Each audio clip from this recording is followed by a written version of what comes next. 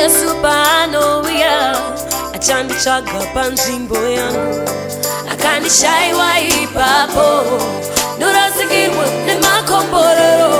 O Jesu ndibatsirei ndigare panzvimbo yangu, kuti pamunouya mundiwana ndiripo.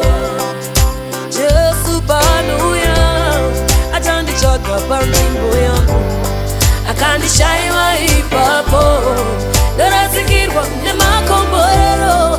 Iti Jesu ndibatsirei ndigare panzvimbo yangu, kuti pamunouya mundiwana ndiripo.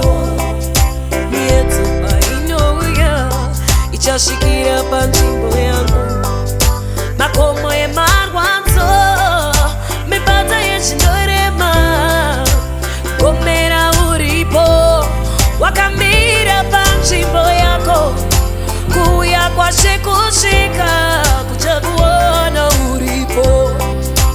Jesu panouya achakutsvaga panzvimbo yako, akakushaiwa ipapo unorasikirwa nemakomborero. Iti Jesu ndibatsireiwo ndigare panzvimbo yangu, mundiwane ndiripo.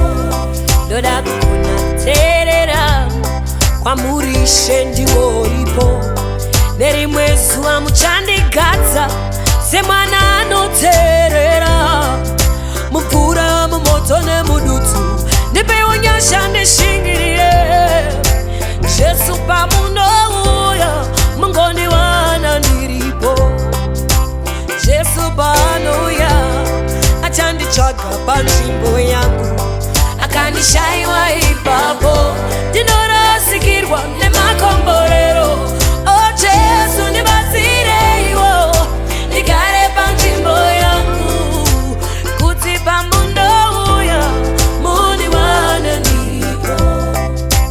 Jesu pamuchinjikwa akagomera aripo, vakamurova vachimubaya asi hana kutiza.